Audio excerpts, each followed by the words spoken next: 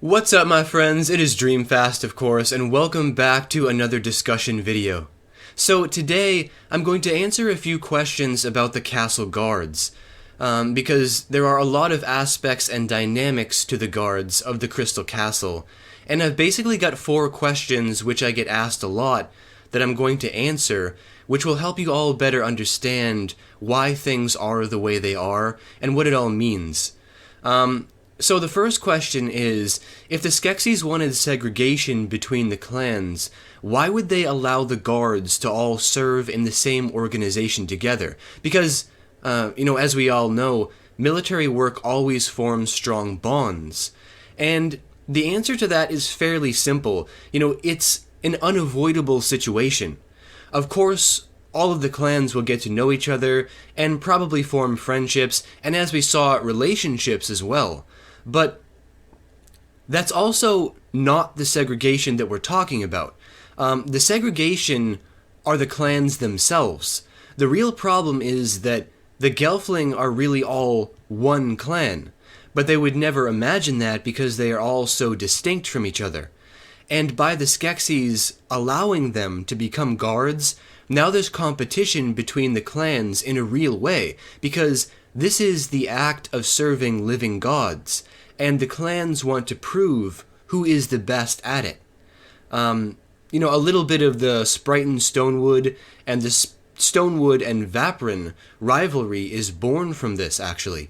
So the fact that, they're all working together and building these, transient, fickle relationships and causing all this animosity to grow between them is actually a good thing for the Skeksis. Now, the second question is a little more easier to answer and understand, and that is why the doosan and the groton are not allowed to serve as castle guards. Because when you think about it, if they are loyal to the Skeksis and they want to show they are loyal, why wouldn't they be allowed in? And for the doosan, the simple answer is that some of their beliefs and practices are so different from the other Gelfling clans that they come off as almost blasphemous to the Skeksis' religious order. So decreeing that they are not allowed to serve is both protecting the Skeksis and setting an example for the rest of the clans to not be like them. Now, as for the groton, nobody knows they even exist. I mean, of course, we know that they're down there, and everybody knows that they're down there, or at least some do, but nobody bothers them or interacts with them. So there's not even the thought of bringing them into service. I mean, could a groton serve if they really wanted to? Sure, in an extreme circumstance, I guess, but the Skeksis viewed them as the lowest clan. The Skeksis didn't need them. They didn't want anything to do with them. And something else to keep in mind, also, is that as we learn from the book series, the caves are also home to the Tomb of Relics, and this is something that the Skeksis do not want the other clans to start digging into, because the Tomb of Relics contains their true history. So that's another layer to the situation, keeping history under control by forgetting it. So that's the reason that the groton and the doosan do not serve as crystal guards. Sure, why not? Crystal Castle guards. So the third question I have here is pertaining to Ordon. And of course Ordon, Rienne's father, captain of the castle guard. And a lot of people often wonder, why would the Skeksis make Gelfling captains of the guard, right? I mean, the Skeksis were so controlling and power-hungry, so why wouldn't they just put, like Skekvar, the general, in charge of everything, and leave it at that? And the answer is loyalty. By making a Gelfling captain, by making them a great warrior, by creating a great warriors and making them captains, you can get other Gelfling to follow you much easier, because they're not being led by a figure that is unfamiliar to them. Ordon was one of many great, powerful, heroic warriors that served proudly with the Skeksis, and this gives the Skeksis validation. it causes the Gelfling to not question what they see, or why they are so loyal to them. Because if heroes like Ordon can become so influential and dedicate their lives to fighting for their masters, it creates entire generations of soldiers who wish to do nothing more than become Ordon. And, what does becoming Ordon mean?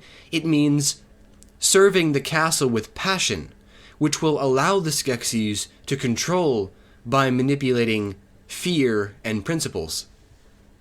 And the last question that I wanted to answer today kind of goes along with all the other questions, but there are some important points to mention here. And the question is, why do we need the castle guard at all? I mean, when you think about it, who do the Skeksis need protection from? The Skeksis literally have no enemies, except for the Gelfling themselves, right? And maybe the Arathim at times. And in the creation myths, we did learn about the Macrax, which possibly could have caused some harm to them, but that's over and done with now. And as far as we know, nothing else has really stood in their way. So, what exactly is the purpose of the guards? And just like I've been talking about, it's all about pride, it's about service, fear, and loyalty.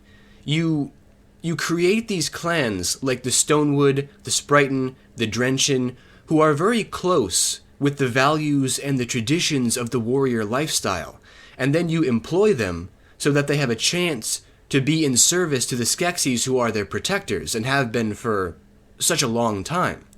It's all about dedication. A good way to look at it is you getting a chance to be like a personal security guard to your favorite celebrity. You would be thrilled to serve and protect that person and show your dedication to make them feel honored and respected. So, it's not about the Skeksis having any real dangers to battle against. It's all about maintaining control over, as the Skeksis would put it, the small, petty, insignificant minds of the Gelfling. It doesn't matter that they're not going to war every day, as long as you can continue to convince them that their training is to prepare for a dire situation, and that is their purpose on Thra, right? So, those are the 4 questions that I wanted to answer. Hopefully you guys got a much better idea of the castle guards. Hopefully that answered a lot of your questions about the castle guards, about the dynamics and the reasons. There's a lot of interesting points to be made here about the guards and how the Skeksis have really brainwashed them into service all of this time, and what the real purpose and meaning is. So I'm sure all of you have tons of ideas, comments, questions, thoughts, theories, whatever. So now it's time for you guys to leave all of your opinions and thoughts on the matter down below in the Great White Void. Let me know what you guys think about the castle guards, and maybe I can answer some more questions for you guys about the guards in the future. But for now, leave all your thoughts and opinions down below, and I'll see you guys back here for the next video very soon.